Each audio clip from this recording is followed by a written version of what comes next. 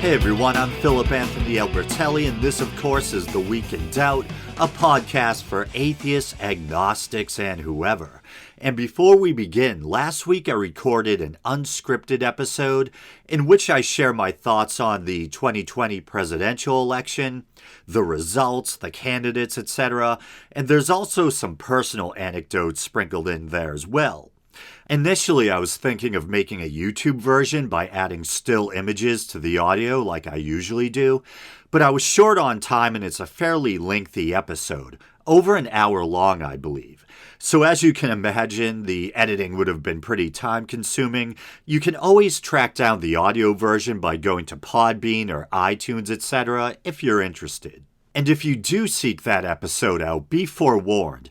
I was listening back to it for quality control purposes, and I couldn't believe how often I use the filler phrase, "you know what I mean." Brutal. If you turned it into a drinking game, you'd have alcohol poisoning by the end of the hour. Here's a brief recap. You know what I mean? You know what I mean? You know what I mean? You know what I mean? You know what I mean? You know what I mean? You know what I mean? You know what I mean? You know what I mean? And some of this stuff, it's like, whoa. Did I just do a Joey Lawrence? Whoa, whoa, whoa. You know what I mean? Uncle Joe's a little too touchy, or he kind of gives me the creeps or whatever. You know what I mean? You know what I mean? It's you know what I mean? You know what I mean? You know what I mean? Someone please save me. You know what I mean? What's going on? You know what I mean? COVID. You know what I mean? It's like, how do you know? You know what I mean? Wow. You know what I mean? You know what I mean? You know what I mean? Fancy experimental drugs. You know what I mean? Do you know what I mean? You know what I mean? You know what I mean? You know what I mean? You know what I mean? I don't know. And that's not setting the bar that high, you know what I mean? I have trouble, you know what I mean? Obscene amounts of money, you know what I mean? I think it's kind of a political Rorschach test, you know what I mean? You know what I mean? You know what I mean? And I can assure you this. From here to the grave, I will never take or allow someone else to take an image of my butthole. And sadly, other than the overlaid vocals with the effects on them, none of those you know what I means were repeats. That's an actual representation of how many times I said you know what I mean in the last episode. Now, the weird thing is, I knew I was guilty of certain filler words or phrases like, well, like, that's one, and also, I say whatever a lot. But I didn't even know I had a you know what I mean problem. The perils of being a podcaster. When it comes to those long unscripted episodes, I think I need to be more patient and listen back to them an extra time or two before publishing them. At the risk of sounding self-congratulatory, I think I made some good points or observations in that episode, but as a whole, I thought it came off as a bit tedious or messy. Both formats have their pros and cons. Unscripted episodes feel more genuine and sincere, and there can be these funny little unplanned moments, etc. But the downside is the ums and ahs, overuse of certain filler words or phrases, struggling to find the right words or awkwardly repeating yourself, that kind of thing. And then scripted content sounds more polished, streamlined, and professional, but the downside is you sacrifice some of that feeling of human warmth, spontaneity, and authenticity. But I think it would probably help a lot if I just, as suggested, sat on those unscripted episodes a bit longer and edited them more thoroughly before publishing. And while we're on the subject of content, I've been putting out so much unscripted content lately that as a change of pace, I wanted to do a little scripted episode, and the topic I wanted to cover was the so-called Euthyphro Dilemma. I remember a long time ago I released a couple of episodes that focused on specific examples of the kind of philosophical jargon and arguments often heard or employed during atheist versus theist debates, so I wanted to do something like that. A kind of return to good old nerdy atheist content. I also thought it might be a good break from all the politics, etc. And so I figured, hey, I'll knock out a nice, tidy little scripted episode on the Euthyphro Dilemma. And man, am I saying Euthyphro Dilemma a lot. Hopefully I don't have to release a Euthyphro mix next week. But once I realized how much research would be required, because although the Euthyphro Dilemma, proceed with caution, starts in ancient Greece with the dialogues of Plato. It's a concept or question that Western philosophers and theologians have been wrestling with throughout the centuries. So it would have involved covering a lot of historical and philosophical ground. So I was like, Euthyphro can wait. This ain't the kind of thing I can easily knock out in one weekend. But I thought it might be fun to at least quickly go over the basic concept. So as I was saying, it goes back to one of Plato's dialogues, specifically a dialogue simply referred to, appropriately enough, as Euthyphro.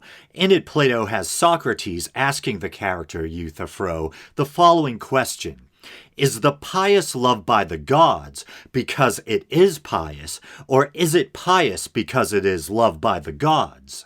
Or I guess to paraphrase, do the gods consider certain things to be good because they innately or truly are good, or are they simply considered good because they're what the gods want or prefer? Although in its original context, the question or dilemma refers to the pagan Greek pantheon, later Western thinkers would apply it to monotheism. For instance, the German philosopher Leibniz asked whether the good and just is good and just because God wills it, or whether God wills it because it is good and just.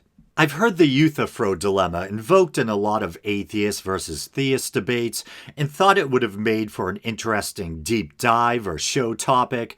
But as I was saying, it would require a lot more research than I have the time for right now, so one for another day, I suppose.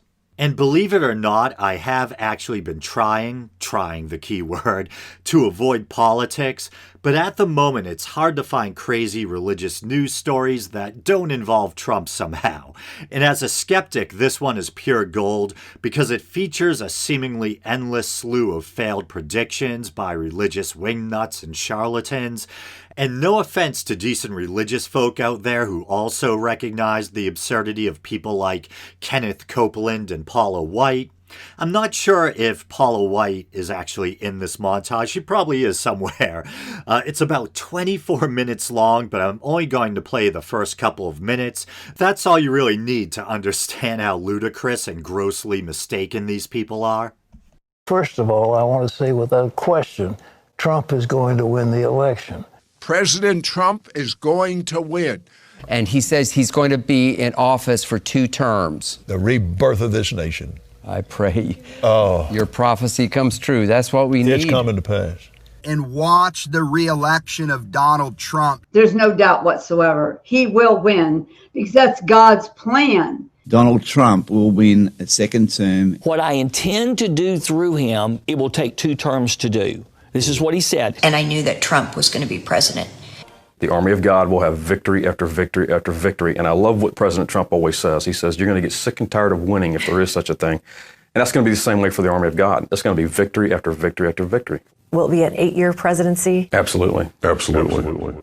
Absolutely, we will. You're sure about that? Yeah, I'm sure about that because I think what's going to happen is that when people see the good that the country's coming into right now, the prosperity, the jobs, the economy, whatever the case may be, there's going to be no doubt he's going to sail right in for the first, second term. Wendy Griffith, CBN News. Do like I did. Get this book of Stevens. I got it when it was in the manuscript and studied it. I studied it and worked with it and studied it. And what's going to happen this election, Donald Trump, I know is going to win Minnesota, Michigan, Wisconsin, Pennsylvania, everywhere. Ohio, Florida, even Nevada. I mean, these polls are false. And everywhere you go, on the ground, you don't see Biden signs out there. You see, I'll just take the black demographic, the African American, their vote was like 6 to 8%, I think, in 2016. He's going to get 20 to 25% of that vote. He's done more for African Americans than anybody in history. So these are the things I'm seeing. It's going to be the greatest red wave you ever seen. Boy, that's exciting. Exciting indeed. I think that last guy, not the that's exciting guy, but the guy he was responding to, is actually Mike Lindell.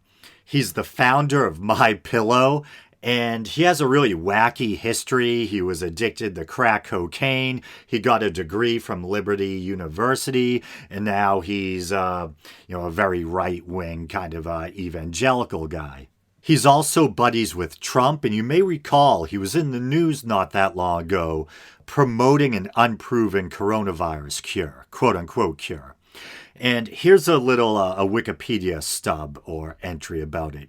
In White House meetings with Trump and public appearances, Lindell has promoted a plant extract. It looks like oleandrin, I think, Oleandrin, as a quote-unquote cure for COVID-19, saying, in quotes, "This thing works. It's the miracle of all time." In a television appearance, Lindell made a misleading statement about the testing of the substance. Lindell has a financial stake in Phoenix Biotechnology, a company that makes oleandrin, or whatever the hell it is, and sits on its board. Lindell's unsubstantiated claims alarm scientists, since there's no scientific evidence that oleandrin is a safe or effective coronavirus treatment, and it says that the plant is actually poisonous at low doses. After the efforts by Lindell and HUD Secretary Ben Carson to promote oleandrin, Trump said his administration would, quote-unquote, look at the substance.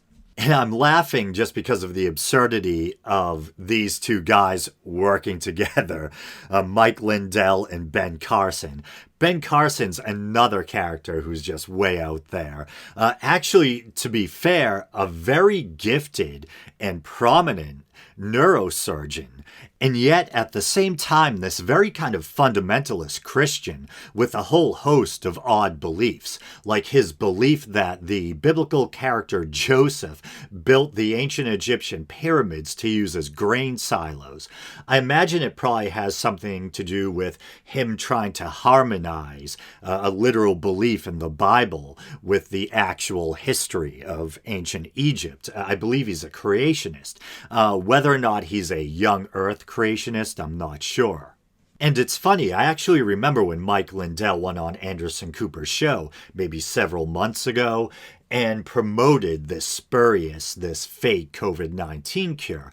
And I thought Anderson Cooper did a great job of holding his feet to the fire, but it was also a bit maddening to watch. Because when Anderson Cooper would call him out on his outrageous claims, Lindell would just dig his heels in deeper. But I have another crazy preacher clip I want to play. It's in the same vein as that montage. It's Kenneth Copeland again, and this time he's trying to laugh away the fact that the Associated Press called the election for Biden. So not only does he look like a Batman villain, but he laughs maniacally like one as well. Well, ha, ha, ha. Ha, ha, ha. Ha, ha, ha. Ha, ha. Ha, ha, ha, ha. The Associated Press said that Joe Biden is president. Ha!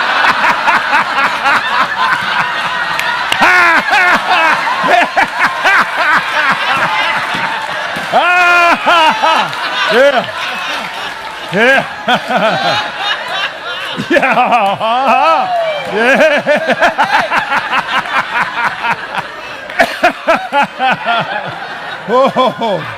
Oh, yeah. Yeah, that's right. Yeah, he's going to be president. Mickey Mouse is going to be king. Yeah. Yeah. I don't even know what to say about that. It's just so demented. But on to the next thing. And so it's been a while since I've mentioned Sam Harris on the show, but there's a clip from the most recent episode of his podcast that's been getting a lot of attention. In it, he basically renounces his affiliation with the so-called IDW, or intellectual dark web. It's a collection of semi-well-known thinkers, many who themselves claim to be leftists to some degree, but who denounce political correctness and cancel culture, etc. I've always found the term intellectual dark web to be cringy as hell. I'm not exactly sure why. Maybe it's because it seems kind of pretentious, or like an attempt to try to make a bunch of middle-aged men seem cool or edgy. Whatever the reason, it's always rubbed me the wrong way. One thing that separated Sam from other members of the intellectual dark web is his outspoken disdain for Trump. In fairness, I think Brett Weinstein has also openly criticized Trump, but he probably hasn't denounced him as strongly as Sam. And based on what Sam says in this clip I'm about to play, it sounds like some of his fellow IDW members may have been entertaining the ludicrous notion that Biden stole the election from Trump. And that's finally what pushed him to publicly sever ties with the intellectual dark web. And I go into this in that long-winded, unscripted episode I mentioned earlier. But there's a reason why this election was different than past presidential elections. We're in the middle of a pandemic, and understandably, a large percentage of the population chose to vote by mail this time around. And so, to me at least, it's not a big mystery why Biden suddenly seemed to be performing better in the polls. Trump was looking good early on election night, but lost his lead as the mail-in ballots continued pouring in. And I believe which votes were counted first or took priority depended on the state. Some states, for instance, like New Jersey, started counting absentee ballots early on as they came in during the lead up to the election. While some battleground states like Pennsylvania didn't partake in that kind of head start. In some states and or counties, including some Pennsylvania counties, I believe, counted in-person votes first and then moved on to the mail-in ballots.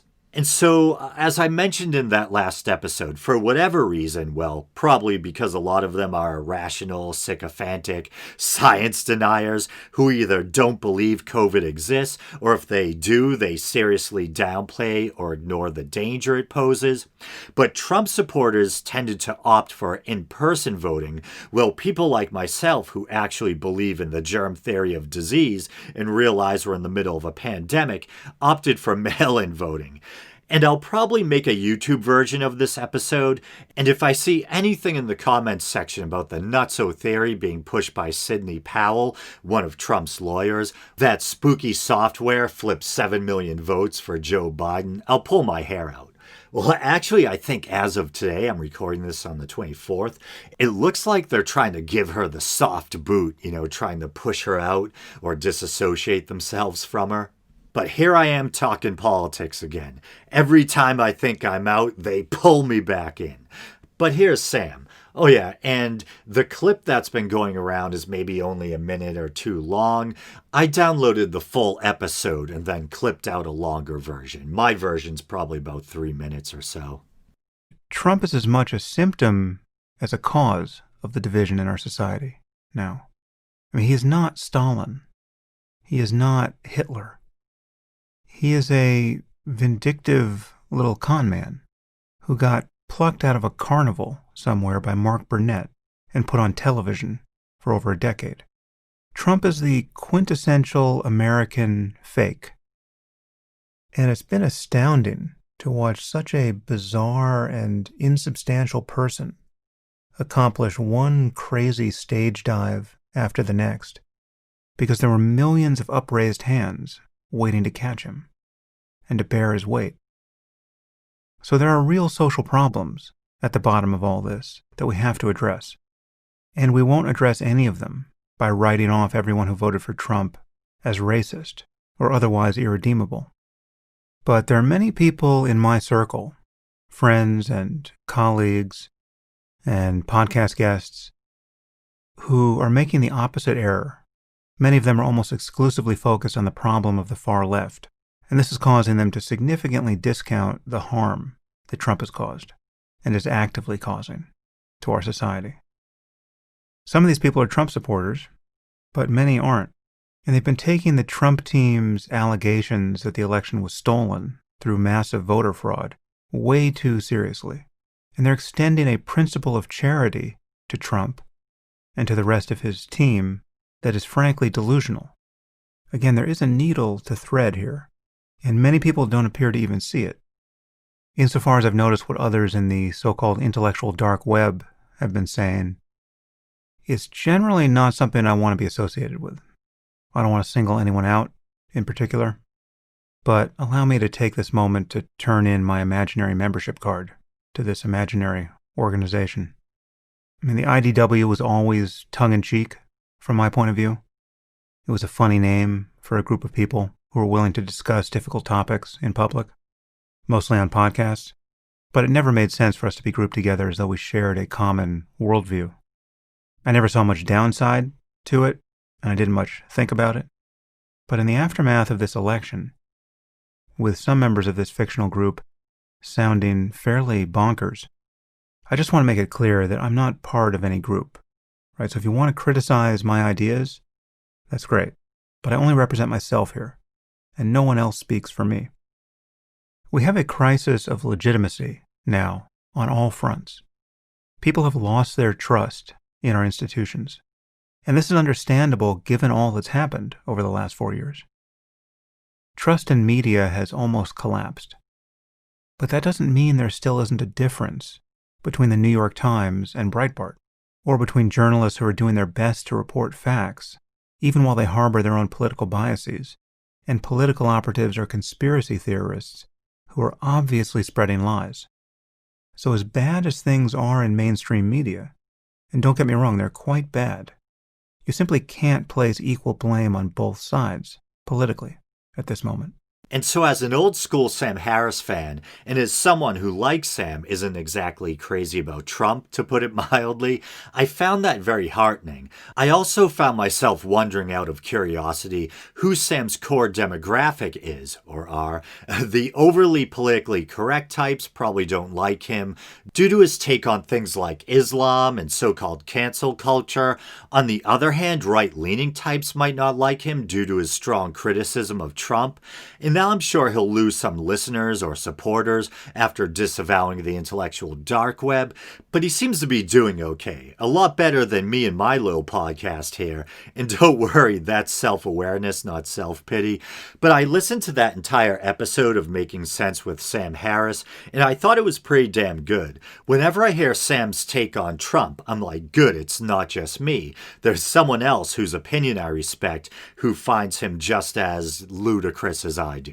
But let's move on from one horseman to another. Remember the good old four horsemen days? Harris, Dennett, Dawkins, and Hitchens? And so the next clip I'm gonna play involves Dawkins specifically. He sat down for an interview with a young content creator I've mentioned on the show before, a YouTuber/podcaster who goes by the name Cosmic Skeptic. The clip I'm about to play is an excerpt he published from the full-length interview. It's entitled Richard Dawkins on Veganism and Animal Rights. To be honest, I found the title to be a little bit misleading, probably not intentionally. Cosmic Skeptic seems like a really good dude. He strikes me as a very principled sort of person. And maybe if you see the clip in the context of the full interview, they do touch on veganism at some point. I'm not sure. And I may be nitpicking a bit because they do, in a kind of broad sense, touch on or discuss the treatment of animals or how we should morally view or approach our relationship with them, but veganism specifically doesn't come up. I think the clip is about 4 minutes long. I was considering chiming in here and there, but it's short enough that I might just play it in its entirety and comment afterwards. Do you see the seeds of moral progress happening now? Can you see where, in the sense that you talk about how 100 years ago things were vastly different to how they are now? What are things that you think might change 100 years from now? Well, that's a very nice question. I mean, my feeling is probably a widening of what Peter Singer calls the expanding circle. Yeah. So if we go back a few centuries, people of different races were regarded as inferior, not even human, and were treated accordingly, appallingly. And so I suppose the obvious extrapolation of that is the widening of the expanding circle to non-human species. Now, Singer talks about how you can make an evolutionary case about why it makes sense to care about fellow creatures, when a lot of people would intuitively say that if evolution serves the self, which of course it serves the gene, but people see it as serving the self, how can there be altruistic behavior? And he offers an explanation to say that, you know, when you help your fellow creature, you're helping those who share your genes. It makes evolutionary sense to develop a care for your fellow creature. Do you feel the same logic would extend to non-human animals? I mean, I don't think that logic works even as far as Peter Singer takes it. I see. So how would that circle expand to non-human animals then? By non-genetic means. Right. I think that that he's actually right to want to expand the circle morally. But I think he's wrong to think that it really is the same process of evolution, that the expanding circle really does represent something evolutionary. It doesn't. As far as evolution is concerned, kin groups, kin and potential reciprocators are as far as it goes. The expansion is done by what I would call a mistake, a very blessed mistake, a very, very good mistake. But when we are altruistic towards non-relatives whom we're never ever going to meet again, yes, that is a byproduct, a mistaken, but I hasten to stress again, a very good mistake. Yes, but I mean, you can see why. I think, as Singer points out in the expanding circle, the way that human beings were living at the time that these characteristics evolved, it made sense to treat any human being you meet as though they were a relative, because they likely were. But the same can't be said for non-human animals. Nor can it be said for non-related humans. I mean, we've already expanded that far. Yeah, and that was a purely cultural process. And that was a purely cultural process, and so expanding it to non-humans is nothing to do with chimpanzees being more closely related to us than kangaroos. I see. Yeah. The question is, as Jeremy Bentham said, can they suffer? Yes, and I mean, what do you think it will take? I'm interested because when you talk about moral progress, you give the example of the founding fathers in America having owned slaves. I mean, the pinnacles of liberty in liberal theory are also anathema to it in the fact that they abuse that in the most cynical way possible. And you say, when talking of Thomas Jefferson and George Washington particularly, you say we can at least hope that they didn't know the conditions on the slave ships coming from Africa, implying that because we think so morally highly of people like George Washington and Thomas Jefferson and think they're so rational, that if they'd have known what the conditions were really like, then they perhaps would have changed their point. But like in today's society, we do know the conditions of the equivalent. We do know the conditions of animals in factory farms, and that doesn't seem to be doing it. I mean, what do you think it will take? That's a good point. I mean, in the case of Jefferson and Washington, I don't know much about it, but I presume that although they had slaves, they were probably quite kind to them, whereas the treatment of slaves on the ships was utterly ghastly, I mean, appalling. I very much hope they didn't know. But you make the point about, when we see lorries transporting sheep or cows, they remind me of railway trucks going to Belsen. I think there is a tendency to turn a blind eye, and there probably was in the 18th century towards the way slaves were treated, and there is now towards some, as you say, factory farms and slaughterhouses. Yes. And so it's funny, when I was watching that clip for the first time, I basically had the same automatic reaction as Richard Dawkins. I really like Peter Singer, but to be honest, I've never read any of his works. And when I heard Cosmic Skeptic put forth what I guess is Singer's argument, that people should want to treat animals better because we share a common genetic lineage, and if they succeed genetically, it keeps our shared genetic legacy going forward with them, or something like that. In fairness, maybe I'm interpreting or paraphrasing it poorly, but I find this to be a really kind of cold and clunky and unconvincing argument. I mean, I think there may be a scrap of merit there, but I would word it differently. I would say it's good for people to keep in mind that all life on Earth is related and that we share a kinship with our fellow animals, and we should seek to treat them with compassion and respect. But I agree with Dawkins. I think beyond the fact that we're members of a social species with a seemingly evolved capacity for empathy and altruism, we don't really need a kind of cold appeal to genetics to inspire us to be compassionate towards non-human animals. And once again, I don't know what Singer's original argument was in his own words, but I do like this idea of the expanding circle.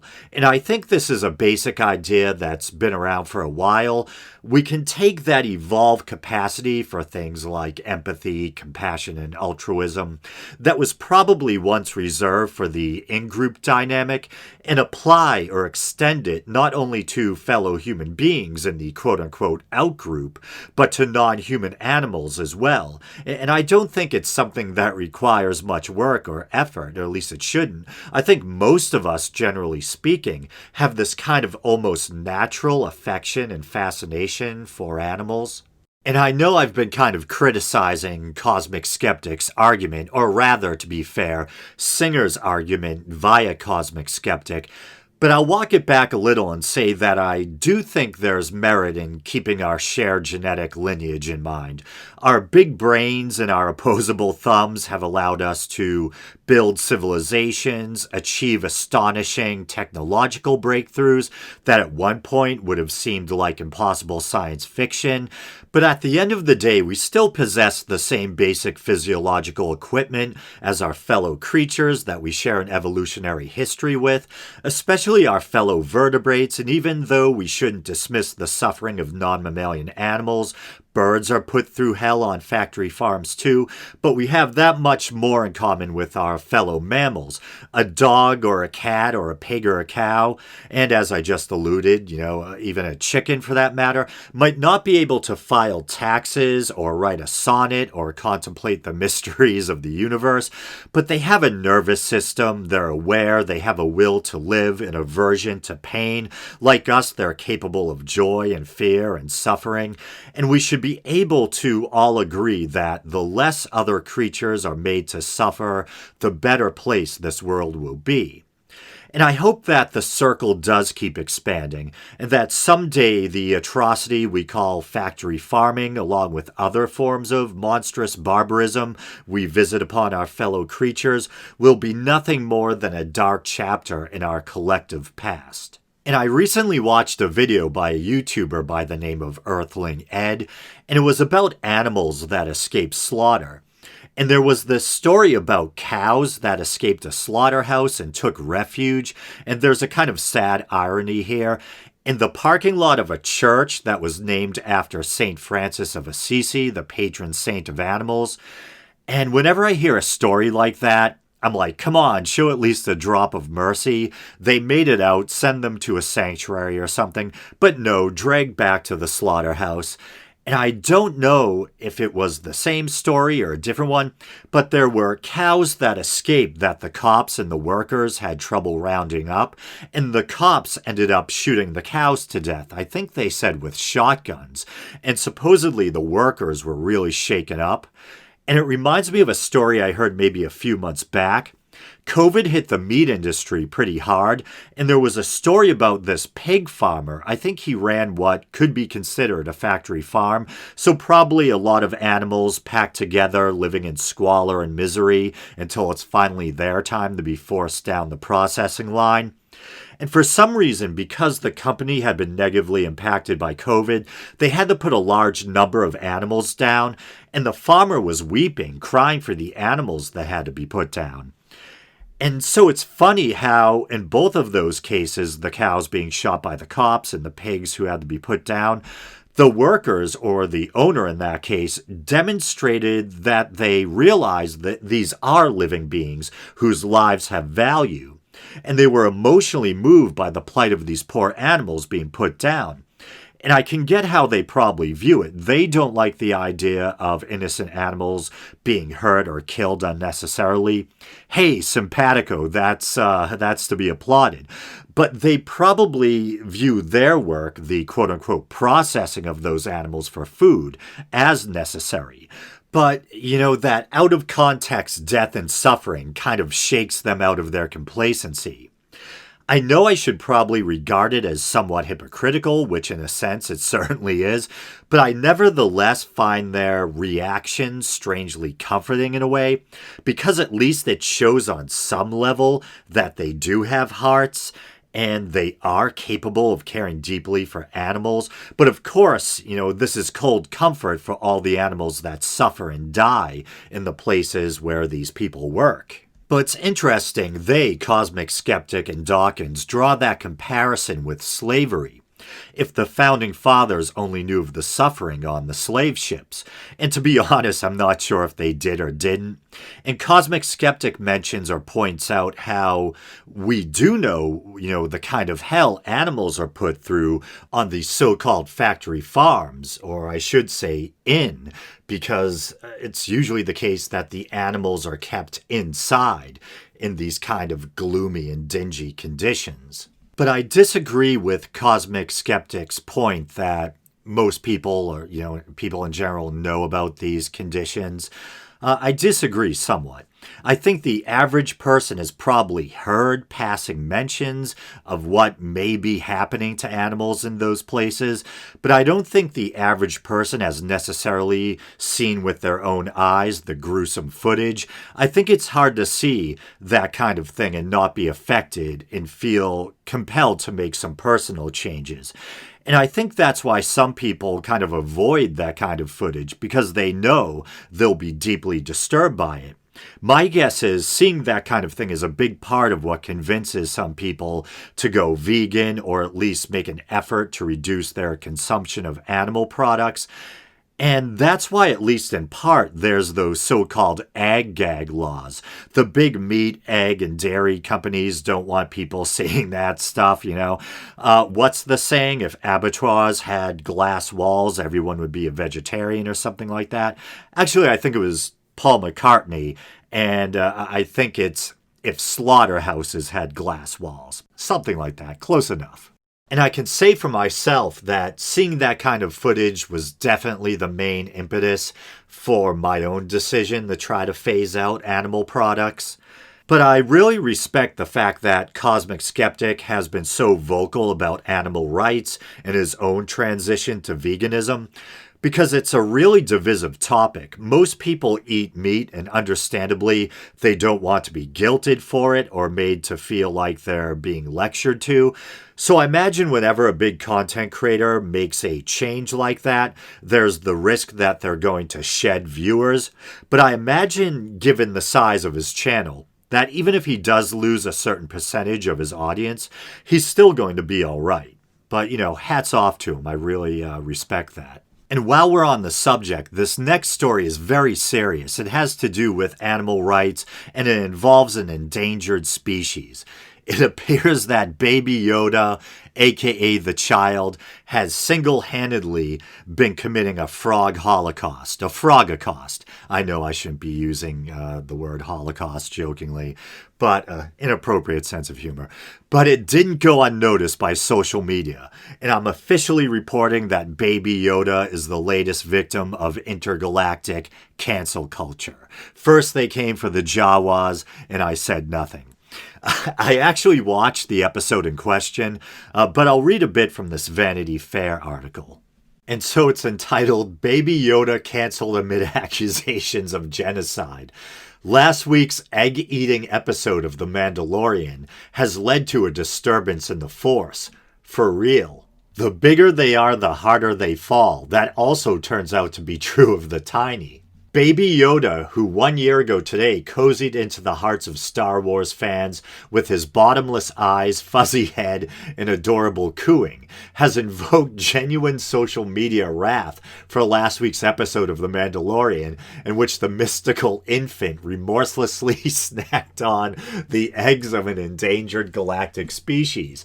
Whether this is serious or silly depends, as Obi-Wan Kenobi would put it, on a certain point of view. And then it has an update. It's like, I'm kind of laughing because this whole story is so silly, but someone felt, was taking it seriously enough that it needed an update. In the latest episode, which dropped Friday morning, Baby Yoda himself was swallowed alive by a giant sea creature, learning a valuable lesson about what it's like to be the appetizer. It ended with him playing nice with one of Frog Lady's new pollywogs.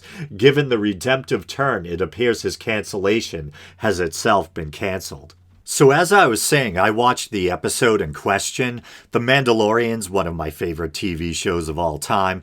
And autocorrect turned TV shows to TV shoes in my notes. Not sure what TV shoes are, but anyway, despite having watched the episode, the fact that there was a moral to the story or a teachable moment went right over my head.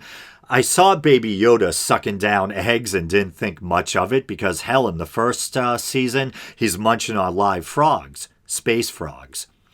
And can I mention one more thing about The Mandalorian? Why am I asking you? It's my podcast. I'll make it quick. So The Mandalorian usually has awesome special effects, but I was watching the most recent episode, and there's a scene where a female character, I forget her name, but she's played by Gina Carano, but she's beating up a bunch of bad guys, and while she's at it, she kind of unintentionally saves this little creature's life. The bad guys were going to eat it.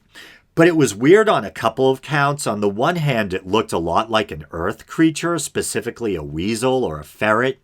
And I'm like, if the story takes place in another galaxy and you're free to dream up any kind of creature you want, why would you make it look like something here on Earth? And secondly, the special effects were terrible. It was like a shitty little puppet. The way it moved kind of reminded me of the mangled cat puppet from Reanimator.